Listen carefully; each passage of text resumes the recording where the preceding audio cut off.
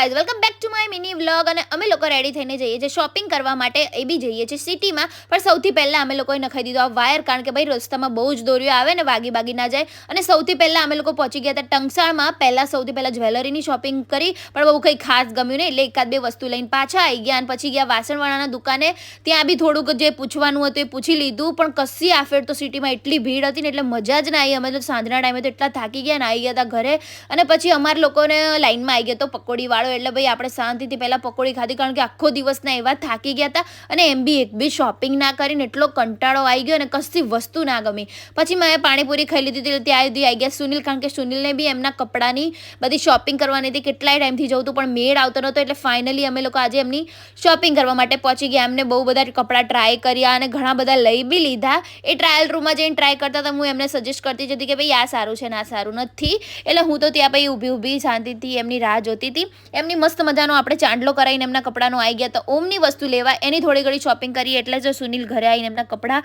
try કરીને એમને બતાવે છે અને આ એમનું આ રમવાનું બધું ચાલુ થઈ ગયું છે ઓમભાઈનું અમારા સાસુએ ત્યાં સુધી મસ્ત મજાના ગરમા ગરમ થેપલા અને ચા બનાવી દીધી એટલે આપણે મસ્ત મજાનું કરી લીધું ડિનર અને આ સાહેબ મારા વાળ બનાવવામાં ફૂલ મગ્ન હતા મમ્મી કે લાવ હું તમારા માથું ઓળી દઉં ચલો મોર મિની વ્લોગ જોવા માટે અમારી ચેનલને લાઇક અને શેર અને સબસ્ક્રાઈબ કરવાનું ના ભૂલતા આગળ મસ્ત મજાના વિડીયો આવવાના છે લાઇક અને શેર કરી દેજો